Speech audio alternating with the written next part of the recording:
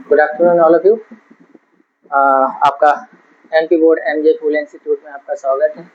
आप सभी का स्वागत करता हूं। आज हम पढ़ेंगे एमपी बोर्ड का चैप्टर नंबर 2। क्या नाम है चैप्टर नंबर 2 का? एक चर वाले रेखांकीय समीकरण। ठीक है, आई होप आप सब लोगों को मेरी जो पुराने जो वीडियोज है चैप्टर नंबर 1 और चैप्टर नंबर 2 के 2.1 जो एक्सरसाइज मैंने समझाई थी वो आपको काफ़ी अच्छी तरीके से समझ आ गई होगी। अगर कोई आपको डाउट लगता है तो आप मुझे कमेंट बॉक्स में सजेशन कर सकते हैं, मैं उस सम को पर्टिकुलरली आपके लिए दोबारा समझा दूँगा। अगर कोई आपको पीडीएफ चाहिए तो पीडीएफ के लिए भी कमेंट पिन कर सकते हैं, तो पीडीएफ के लिए आपको कमेंट पिन में प्रोवाइड हो जाएगी। ठीक, चलिए आगे बढ़ते हैं इसी के साथ। 2.2 का एक चर वाले रेखीय समीकरण यानी कि linear equation in one variable. आपको आगे 2.2 का एमपी बोर्ड का 2.2 आज हम सॉल्व करने जा रहे हैं। ठीक, चलिए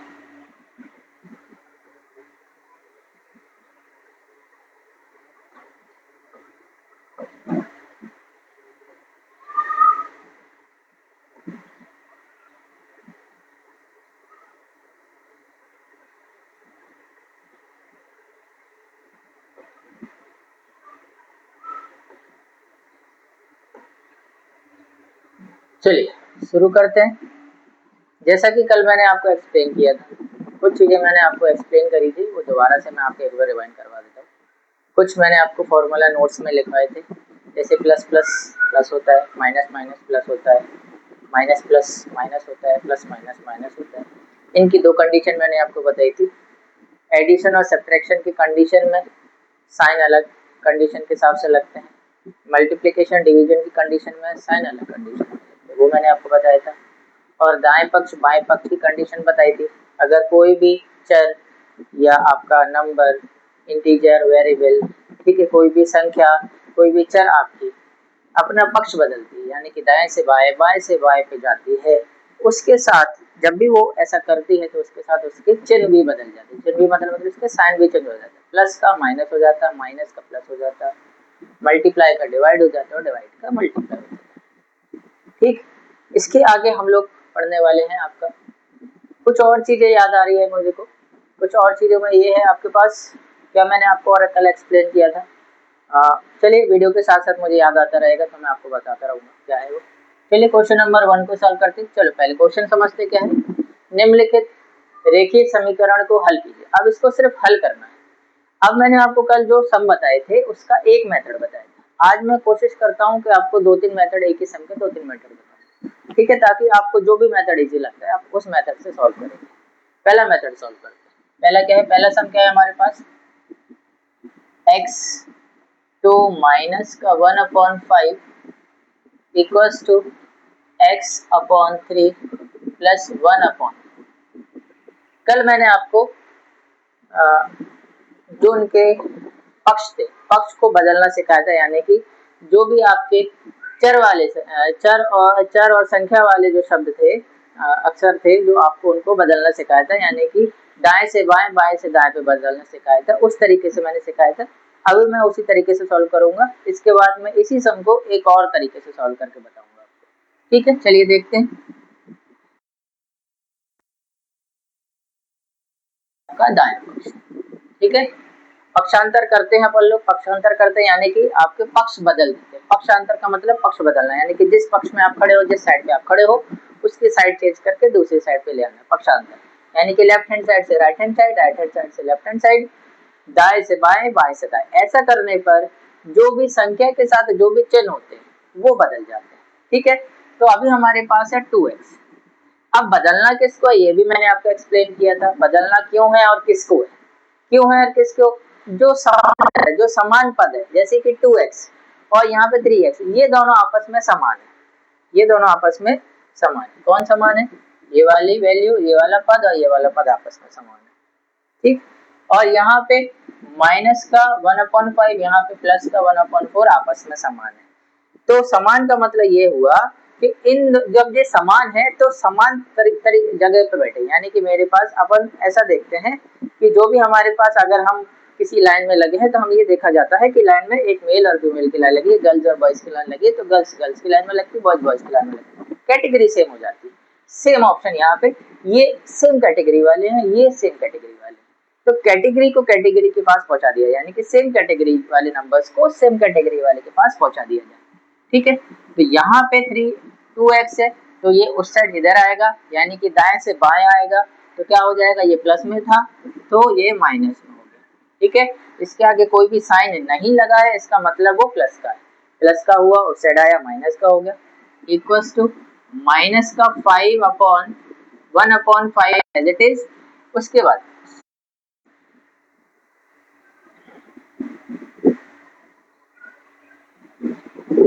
1/4 एज इट इज लिखा अपन ने, और जब माइनस का 1/5 उस साइड जाएगा तो प्लस का हो जाएगा, प्लस का 1/5। ठीक है, अब हम यहाँ पे ले लेते हैं एलसीएम, दोनों कंडीशन में हम लेते हैं एलसीएम। 2 और 3 का एलसीएम कितना आएगा, एलसीएम यानी कि लघुत्तम समापवर्तक है ना, लासा जिसको बोलते हैं हिंदी के अंदर, हिंदी में लासा। तो 2 और 3 का अगर लासा लेंगे अपन, तो आप ये देखेंगे दोनों ही नंबर प्राइम नंबर है, यानी कि सहअभाज्य संख्या।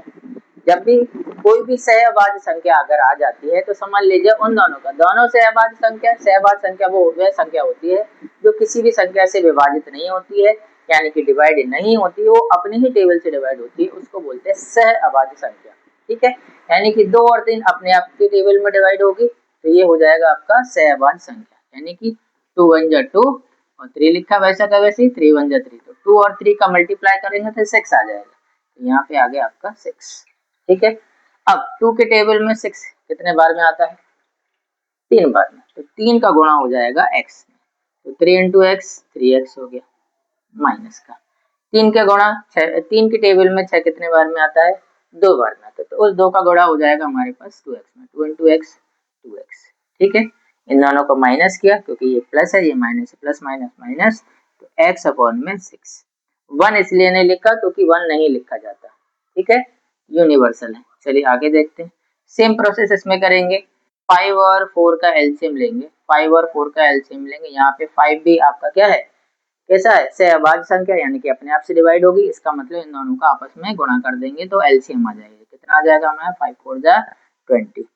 ठीक है, कितना आ गया 5 4 जा 20, अगर नहीं आ रहा है तो आप यहाँ से करके देख लो, 2 पे 2 2 जा 4 और 5 ऐसे लिखा, 2 1 जा 2 ऐसे लिखा, और 5 अपनी टेबल से जाएगा, तो 2 2 जा 4 और 4 5 जा 20। ठीक है, तो ये आ गया हमारे पास 20 एलसीएम। अब 4 के टेबल में 20 कितने बार में जाता है, 5 टाइम्स में। आप लोग को ये बहुत अच्छे से पता होगा कि इसका कैंची गुणा भी हो सकता है, लेकिन जब यहाँ पे 1 और 3 और 4 संख्या और जुड़ जाएंगी अगर, तब ये कंडीशन नहीं कर पाओगे आप लोग, इसलिए बेसिक से मैं आपको समझा रहा हूँ ताकि आपको इजी वे में समझ में आए। 5 का गुणा 1 में किया 5 आया प्लस। ठीक है,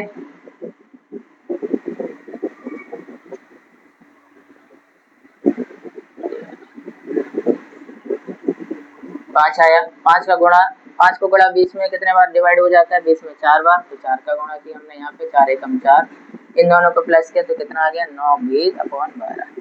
ठीक है, चलिए अब इसको यहाँ पे सॉल्व करते हैं, तो ये लिखा है हमारे पास x upon 6 equals to 9 upon 20। अब हमें x की वैल्यू निकालनी है, यानी कि x चर की हमें मान निकालना है। ठीक है, तो अब हम यहाँ पे देखेंगे, ये 9 एक नंबर है, 20 एक नंबर संख्या है, 6 भी एक संख्या है, लेकिन 6 जो है वो एक चर के साथ बैठा हुआ है।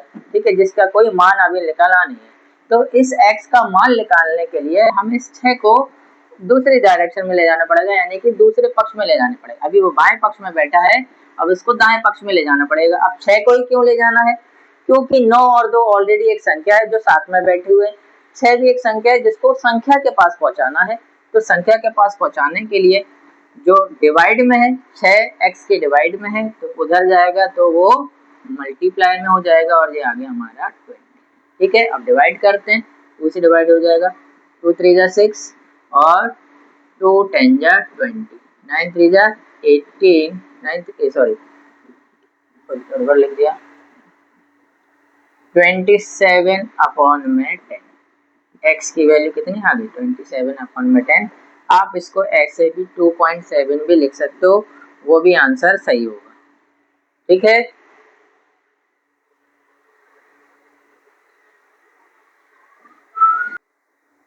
ठीक है, ये आपका सॉल्यूशन हो गया। आशा करता हूँ सबको समझ में आया होगा। अगर आपको कुछ भी इसमें बीच में समझ में नहीं आता है तो मैं आपको दोबारा से समझा सकता हूँ। आप कमेंट में बता दीजिएगा, सर ये दोबारा समझा दीजिए, मैं दोबारा समझा दूंगा। ठीक है, चलिए आगे बढ़ते हैं। अब इसी सम को मैं दूसरे तरीके से बताऊंगा आपको। यही एक समान जो सम है दूसरे तरीके से बताऊंगा, होगा सब कुछ सेम ही, बस थोड़े से स्टेप, कुछ स्टेप पहले कर दूंगा, यानी कि जो बाद में हुआ वो पहले हो जाएंगे, जो पहले हुए वो बाद में हो जाएंगे। चलिए देखते हैं कैसे हुआ।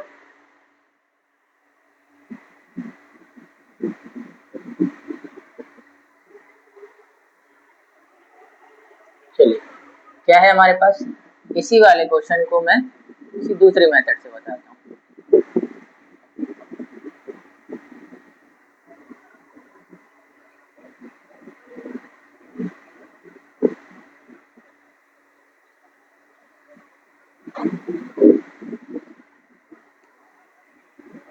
माइनस का 1/5 इक्वल्स टू x/3 प्लस में 1/4। यहाँ पे हम देख रहे हैं, यहाँ पे हम ये देख रहे हैं 2, 5, 3 और 4। तो हम इसका क्या ले लेते हैं, इसका हम ले लेते हैं एलसीएम। इसका मैं साइड में एलसीएम ले लेता हूँ। ठीक है,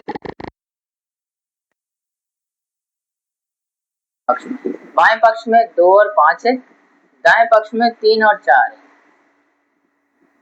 ठीक है,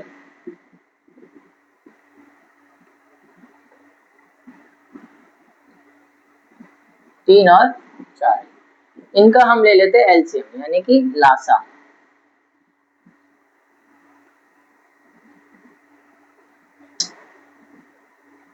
अरे यार सर, 2, 5, 3 और 4, इसका हम ले लेते हैं लासा, एलसीएम, लासा ले लेते हैं।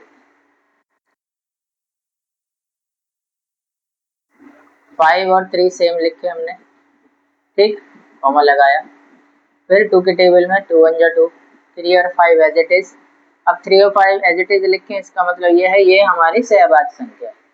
तो पहले 3 से ले लो, 5 वैसा का वैसे लिख दो, फिर 5 से डिवाइड कर दो 5 को, क्योंकि ये सारे जो नीचे 3 और 5 नंबर थे वो सहवाची संख्या थी, इसलिए इन्हीं के टेबल पे लेना पड़ा। हालांकि इसको ओरली भी कर सकते हैं, आपको छोटी छोटी चीजें इसलिए बता रहा हूँ ताकि सभी को समझ में आए। जरूरी नहीं है कि हर व्यक्ति समान चीजें नॉलेज रखता हो, इसलिए छोटी छोटी चीजों को भी बारीकियों से समझाना पड़ता है। ठीक है, अब इनका मल्टीप्लाई कर दो, 2 2 जा 4, 4 3 जा 12, 12 5 जा 60, यानी कि एलसीएम कितना आ गया हमारे पास, लासा कितना आ गया हमारे पास 60, कितना आ गया 60 आ गया। अब जब ये 60 आ गया तो क्या करना होगा हमें,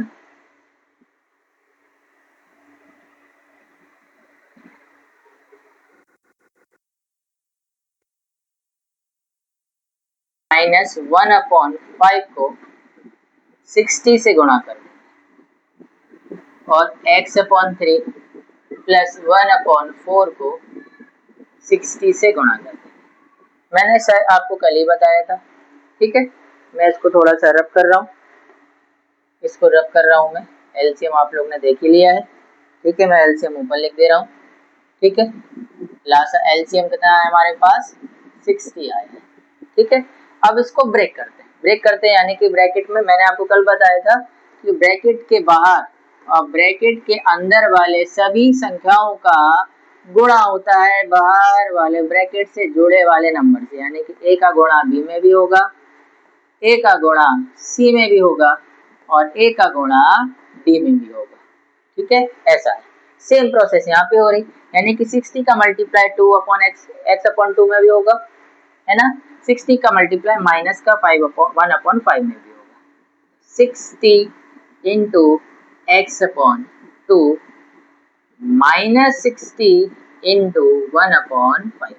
अब ये 60 माइनस का कैसे आ गया बेटा, 1 का मल्टीप्लाई हो गया 60 में, तो 60 माइनस का हो गया। ठीक है, कोई बात नहीं, आगे बढ़ते हैं। फिर इसमें 60 का मल्टीप्लाई हुआ तो 60 इंटू x/3। ये आप समझ लीजिए, आपने कभी कहीं पे भी देखा होगा, ये ऐसा लिखा होता है, बीच में लिखा होता है। जो चीज बीच में लिखी होती है वो बीच में नहीं होती, वो कहाँ होती है, अंश में।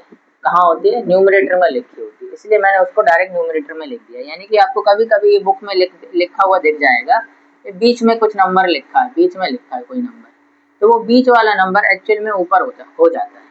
ठीक है, उसका कारण मैं बताऊंगा आगे वाले समय में, अभी जरूरत पड़ेगी तो। 60 का मल्टीप्लाई किया 1/4। ठीक है, अब मैंने आपको कल भी एक्सप्लेन किया था, जब दो परिमेय संख्याओं के बीच में दो परिमेय संख्याओं के बीच में गुणा का साइन लगा हो तो क्रॉस में भी काट सकते हैं, कैंची पे भी काट सकते हैं, यानी कि कोने कोने पे भी काट सकते हैं।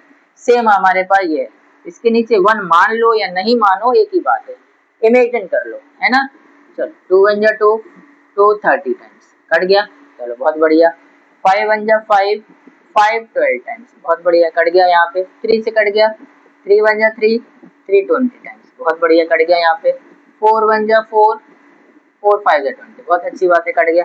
ठीक है, क्या बचा हमारे पास, 30 गुणे एक्स माइनस का 12 गुणे 1 इक्वल्स टू 2 गुणे एक्स प्लस का 15 गुणे 1। ठीक है, चलिए ये हमारे पास कंडीशन बन गई है। चलिए अब इसको मिटा देते हैं, जरा देखते हैं आगे।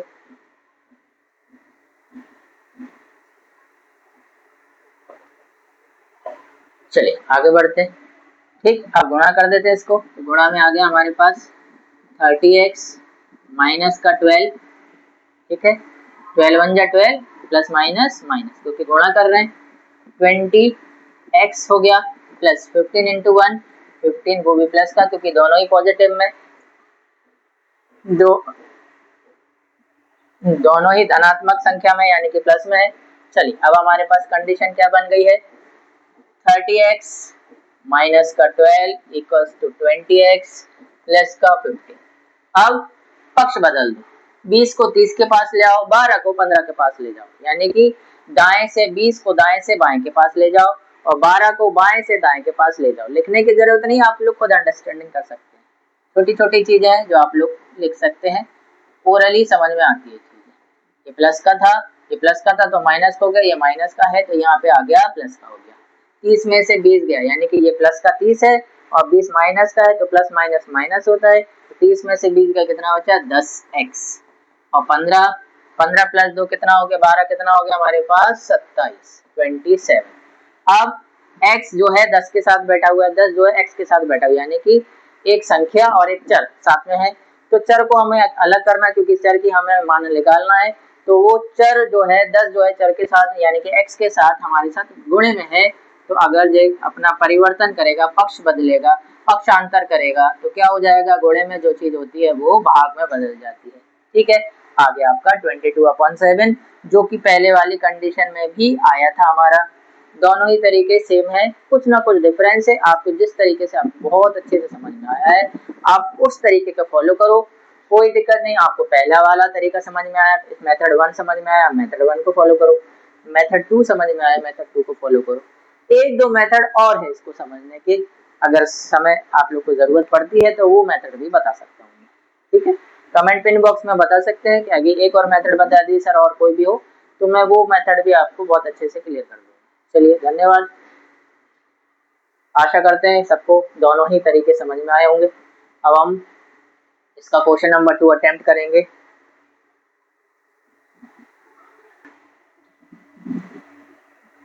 चलिए क्वेश्चन नंबर 2 करते हैं, n/2 माइनस का 3n/4 प्लस में 5n/6 इक्वल्स टू में 21।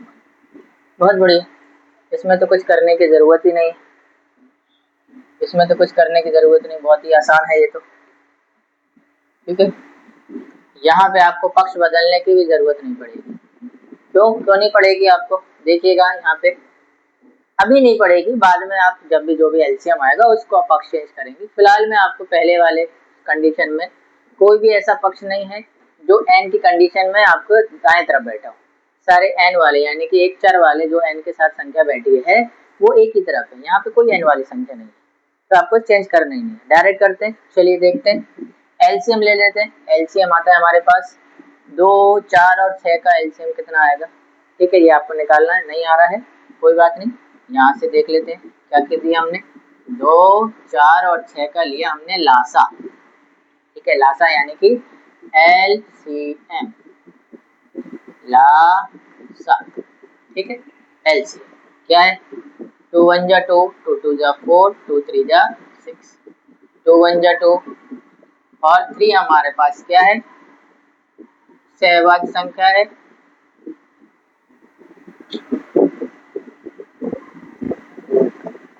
चलिए 2 2 जा 4, 4 3 जा 12, यानी कि LCM कितना आ गया हमारे पास, LCM आ गया यानी कि लासा हमारे पास आ गया, लासा आ गया हमारे पास 12। चलिए LCM, LCM आ गया हमारे पास 10।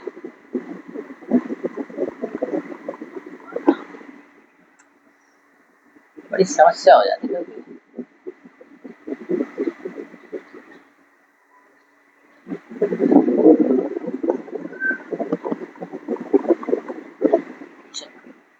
एक लाइन खींचो, यहाँ पे लिख दो 12, ठीक है।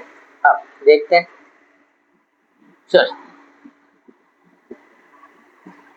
दो के टेबल में 12 कितने बार में आता है, 6 बार में, तो 6 का गुणा कर दो n में, तो 6 इंटू n 6n माइनस 4 का गुणा करेंगे 12 में, 4 की टेबल में 12 कितने बार आता है, 3 बार में, तो 3 का गुणा कर दो 3 में, 3 दिया 9 और x प्लस का साइन, क्योंकि प्लस का साइन लगा हुआ है, ठीक है। अब 6 की टेबल में 12 आता है 2 बार में, तो 2 का गुणा ऊपर, 5 दूनी 10, सबको प्लस कर दो, किसको प्लस करना है, 6n माइनस का 9x प्लस का 10x। अब इसको प्लस कैसे करोगे, माइनस कैसे करोगे, जैसे भी करना है कर दो, चाहे 2 ले लो, चाहे पॉजिटिव पॉजिटिव वाले ले लो,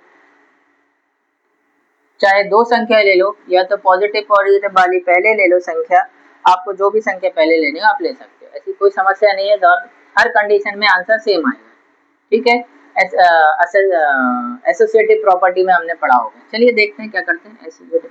चलो पहले हम एक काम करते हैं, पहले दो नंबर ले लेते हैं, प्लस माइनस माइनस होता है, तो 9 में से 6 गया कितना बचा, 3।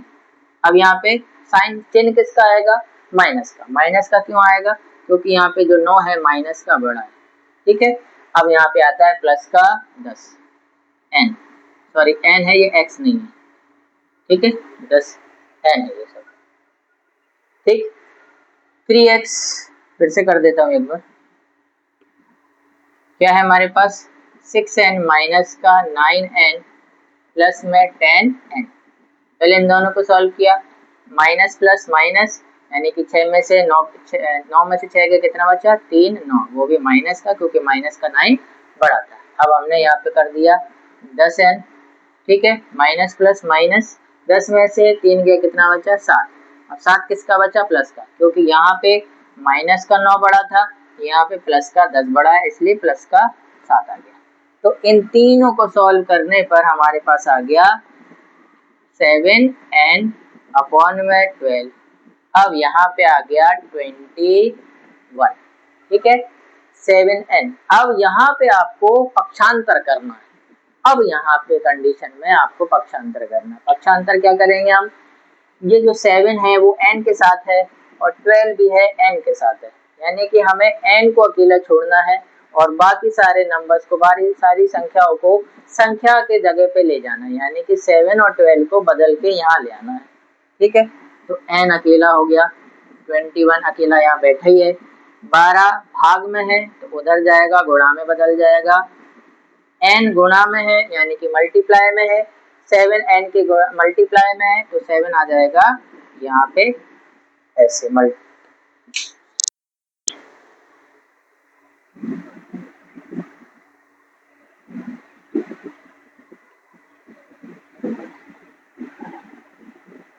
n 21 12 अपॉन में 7। चलिए डिवाइड करते हैं, 7 1 जा 7, 7 3 जा 21, बच गया n इक्वल्स टू 3 इंटू 12, 12 3 जा 36, तो n की वैल्यू आ गई हमारे पास 36। ठीक है, अगर आपको यहाँ पे कोई भी परेशानी हो तो आप यहाँ पे कर सकते हैं, इस 36 को हर n की पोजीशन पे रख दो और सॉल्व करने पर अगर दोनों पक्ष 21 आते हैं, यानी कि दाएं पक्ष का भी आंसर आपका बाएं पक्ष का भी आंसर अगर सॉल्व करने पर, हल करने पर 21 आता है, तो इसका मतलब हमारा जो आंसर आया, n का मान आया है 36, वो सही है। और अगर नहीं आ रहा है तो या तो सॉल्यूशन गलत है या n का मान गलत निकाला है। एक बार आप लोग सॉल्व कर हल करके देखेंगे, जांच करके देखेंगे। पहले वाले वीडियो हमने जांच करके सिखाया आपको कि पहले वाले 2.1 में हमने जांच करना सिखाया है। जैसे हम जांच करने के लिए क्या करते हैं, जो भी हमारे चर का मान आता है उस चर के मान को हम अपनी वैल्यू पर पुट करते हैं। ठीक है, जो n का यहाँ पे मान को रखेंगे 36, n का मान 36 आ गया, n की जगह पर रखेंगे और जो भी इनके अंदर हल हो रहा है उस हल को करके देखेंगे तो LHS RHS यानी कि दाएं पक्ष बाएं पक्ष 21 के बराबर आएगा। अगर ये वाला पक्ष 21 के बराबर आ जाता है, इसका मतलब हमारा मान ये, और नहीं आता या तो कैलकुलेशन मिस्टेक है या मान हमारा गलत आया है। ठीक है, आशा करते हैं सबको समझ में आया होगा। इसका दूसरा तरीका भी हो सकता है जो मैंने आपको बताया, एक बार आप लोग वो तरीका अपना के दे सकते हैं। इधर एक इसके नीचे 1 मान लीजिएगा और चारों का एलसीएम ले लीजिएगा एक साथ, तो आपका वो भी आंसर आ सकता है ना। अगर नहीं समझ में आए तो आप लोग पिन कमेंट में बता सकते हैं कि आप ये वाला सवाल दोबारा से दूसरी तरीके से बता दीजिए, मैं उसको दोबारा बता सकता हूँ। आशा करता हूँ समझ में सबको आया होगा। कुछ भी नहीं समझ में आए तो बिल्कुल आप बेझिझक के कमेंट करके बता दीजिए, सर ये वाला तरीका थोड़ा सा नहीं समझ में आया, एक बार दोबारा एक्सप्लेन कीजिए। मैं उसको दोबारा एक्सप्लेन करने के लिए बिल्कुल समय निकालूंगा आप लोग के लिए। आप लोग की इम्पोर्टेंट है मेरे लिए, आप लोग को ही पढ़ाने आए हैं। जब तो आपको नहीं समझ में आएगा तो मुझे उस चीज़ का इम्पोर्टेंस यानी कि उस चीज़ का कोई श्रेय नहीं मिलना चाहिए। ठीक है, तो आप लोग जैसे ही आप लोग को कुछ भी नहीं समझ में आता है तो आप लोग बिल्कुल बेझिझक पिन कमेंट में बताइए कि सर ये वाला सवाल मुझे दोबारा से समझाइए, मैं दोबारा समझाऊंगा। ठीक है, जब तक मुझे आपको संतुष्टि नहीं होगी मुझे भी संतुष्टि नहीं होगी। चलिए आगे बढ़ते हैं क्वेश्चन नंबर 3 पे।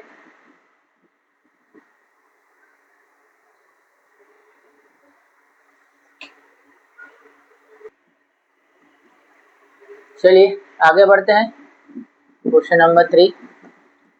x + 7 माइनस का 8x अपॉन में 3 इक्वल्स टू में 17 अपॉन में 6।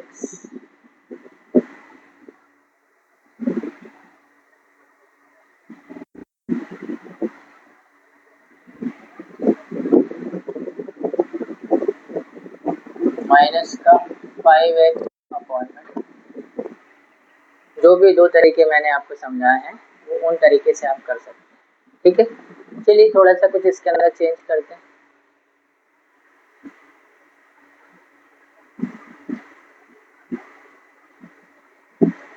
चलिए दूसरे मेथड से समझते हैं। जैसा मैंने आपको दूसरा मेथड समझाया था पहले वाले सम में, यानी कि ये वाले पहले वाले सम के अंदर मैंने दो मेथड समझाए थे, अब इसको दूसरे मेथड से करते हैं। ठीक है, चलिए इस नंबर के नीचे अगर हम 1 मान लें तो कोई परेशानी नहीं है, 1 मान सकते हैं। ठीक है, थोड़ा सा इसको ऊपर लेते हैं ताकि आपको परेशानी नहीं होगी। इसको हमने लिख दिया x + 7 अपॉन में 1 और जे माइनस का। ठीक, एलसीएम ले लेते हैं 3, 6, 2 और 1 का। एलसीएम कितना आने वाला है इसमें, 12 ही आने वाला है, देख लेते हैं फिर भी। ठीक है, अगर एलसीएम यानी कि एलसीएम लासा, ठीक, चलिए 3, 6, 2, 1 नहीं लेते हैं, 1 की कोई रोल नहीं है क्योंकि 1 अपने आप में लास्ट में 1 ही आएगा। 2 1 जा 2, 2 3 जा 6 और 3, और 3 1 जा 3। ठीक है, तो चलिए कितना आ गया हमारे पास, एलसीएम कितना आ गया हमारे पास, एलसीएम आ गया हमारे पास, एलसीएम कितना आ गया 3 2 जा 6, एलसीएम आ गया 6। यानी हमें तीनों के नीचे हमें क्या चाहिए, 6 चाहिए। चलिए देखते हैं क्या है।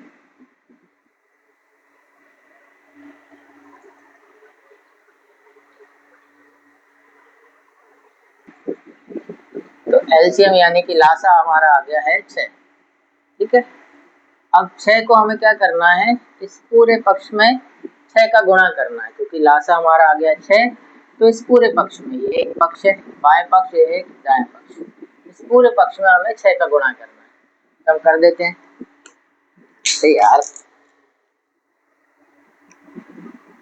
x प्लस 7 माइनस का 8x अपॉन में 3 का 6 में गुणा इक्वस टू में 17 अपॉन में 6 माइनस का 7x 5x अपॉन में 2 का 6 का गुणा कर दिया। देखते हैं, लिख दो इसको।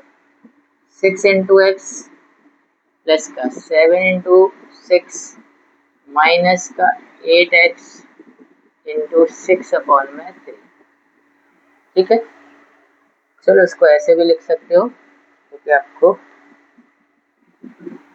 8x अपॉन में 3 इंटू में 6 ऐसे भी लिख दोगे तो भी कोई समस्या नहीं। चलिए 3 से 6 कट गया 2 बार में, बहुत अच्छी बात है। 6 का x में गुणा हुआ 6x, 7 6 42, ठीक है, 18 दूनी 16। ठीक है, चलिए सेम प्रोसेस हम यहाँ करते हैं, जो हमने एक एक नंबर पे, यानी कि हमने आपको बताया था 6 का गुणा, यानी कि ब्रैकेट के अंदर और ब्रैकेट के बाहर वाले नंबर का रिलेशन होता है मल्टीप्लाई का, और सभी नंबरों से मल्टीप्लाई होगा तो सभी नंबरों से x से मल्टीप्लाई कर दिया, 7 से मल्टीप्लाई कर दिया, 18x अपॉन 3 से 8x अपॉन 3 से मल्टीप्लाई कर दिया। ठीक है, चलिए सेम प्रोसेस यहाँ पे करेंगे। 6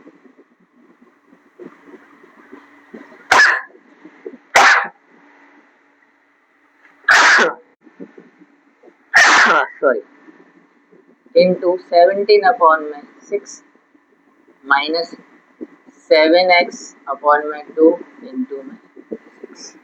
काट दें, 6 से 6 कट जाएगा, 2 से 6 3 बार में कट जाएगा, क्या बचा, यहाँ पे बचा 17, यहाँ पे 15x इंटू 3, 5x इंटू 3, यहाँ पे हो जाएगा 15x।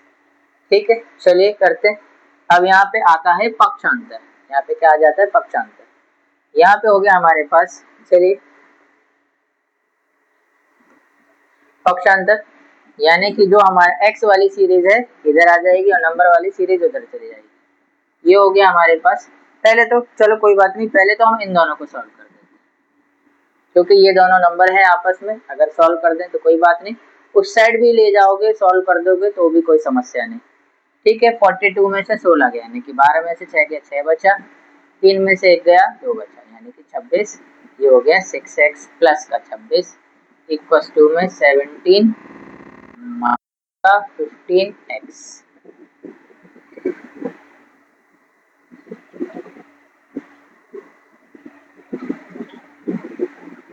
ठीक है, अब पक्षांतर कर देते हैं,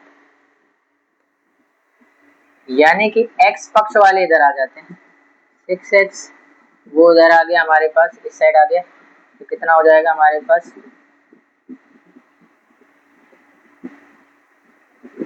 सर एक मिनट,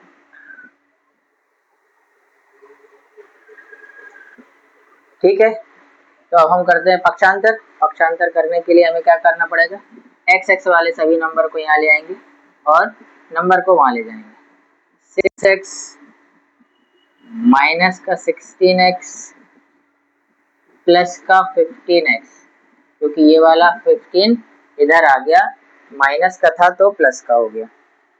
ठीक है, अब सेम चीज ये यहाँ पे हो गई, ये 17 था तो प्लस का है तो उस साइड गया तो माइनस का 42 हो गया। ठीक है, क्लियर हुआ। चलिए अब हम माइनस करते हैं, तो या तो किसी भी दो नंबरों को आपस में पहले माइनस कर लो फिर प्लस कर लो, हमने इन दोनों को माइनस कर देते हैं, प्लस माइनस माइनस, तो माइनस का 10x प्लस का 15x, तो कितना हो जाएगा हमारे पास, प्लस माइनस माइनस तो प्लस का 5x इक्वल्स टू। ठीक है, अब यहाँ पे हो गया 17 में से हमको कितना करना है, ठीक है, अब 72 42 में से 17 को माइनस कर दीजिए। ठीक है, तो कितना हो जाएगा 17, यानी कि 12 में से 7 गए, 7 8 9 10 11 12। ठीक है, 5 हो गया हमारे पास। ठीक है, और 3 में से 1 गया तो 25, यानी कि यहाँ पे आ गया हमारे पास 25। ठीक, लेकिन 25 आएगा माइनस का। माइनस का क्यों आएगा? क्योंकि माइनस का 42 बड़ा है। ठीक, अब यहाँ पे आ गया हमारे पास 5x इक्वल्स टू माइनस का 25, x 5 को पक्षांतर किया तो माइनस का 25 अपॉन में 5, तो 5 से 5 कैंसिल हो गया, 25 5 आ गया, x की वैल्यू आ गई माइनस का 5। ठीक है, एक चीज छोटी सी चीज याद रखेंगे, छोटी सी चीज याद रखेंगे जो मैं आपको बताना चाहता हूँ। ठीक है, अंश और हर। ठीक है,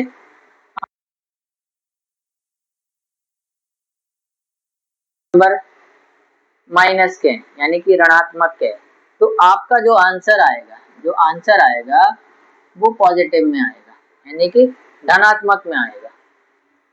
अंश और हर दोनों ही संख्या अगर आपकी ऋणात्मक में है तो आपका आंसर आएगा पॉजिटिव में। कैसे आएगा? क्योंकि माइनस से माइनस हो जाता है कैंसिल, माइनस से माइनस क्या हो जाता है? कैंसिल हो जाता है। तो माइनस माइनस कैंसिल हो गया तो बचा क्या अपने पास? प्लस। ठीक है, अब सेम हमारे पास अगर दोनों ही धनात्मक है यानी कि दोनों ही प्लस में है, तब भी आपका आंसर क्या आएगा? प्लस में आएगा। ठीक है, दूसरा, अगर एक और धनात्मक ऋणात्मक है और एक धनात्मक है तो आपका आंसर आएगा, आपका जो भी आंसर आने वाला है, जो भी हल आने वाला है वो नेगेटिव में आएगा, माइनस में आएगा।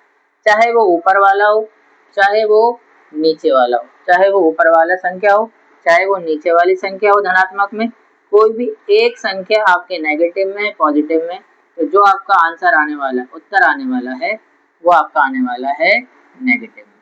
ठीक है, इसका कारण है नेगेटिव पॉजिटिव होता है नेगेटिव, पॉजिटिव नेगेटिव होता है नेगेटिव, नेगेटिव नेगेटिव होता है पॉजिटिव, पॉजिटिव होता है पॉजिटिव। ठीक है, माइनस से माइनस कैंसिल हो जाता है, प्लस प्लस तो कोई कंडीशन ही नहीं, काट माइनस प्लस आपका आंसर जो भी आंसर आएगा वो माइनस में आएगा। चाहे धनात्मक और एक ऋणात्मक, आपका कोई भी संख्या धनात्मक वाली अगर संख्या है और एक ऋणात्मक वाली संख्या है, यानी कि न्यूमरेटर डिनोमिनेटर में कोई भी एक संख्या अगर आपकी माइनस में है यानी कि ऋणात्मक में है, तो आपका जो आंसर आने वाला है ऋणात्मक में। जैसे कि ये आपका 5 था और ये आपका 25 था। 5 आपका धनात्मक में था, 25 आपका ऋणात्मक में था, यानी कि 5 आपका प्लस में था और 25 आपका माइनस में था, 25 माइनस में था। ये मल्टीप्लाई में था तो इस साइड आ गया तो डिवाइड में हो गया। जब हमने इसको डिवाइड किया 25 से तो 5 आ गया, लेकिन आपका आंसर ऑलरेडी माइनस में था। ये प्लस में है, ये माइनस में, तो आंसर आपका माइनस में ही आएगा। तो इस पूरे का हल किसका आ गया? आपका माइनस का 5। ठीक है, आशा करते हैं आपको समझ में आया होगा। चलिए, धन्यवाद।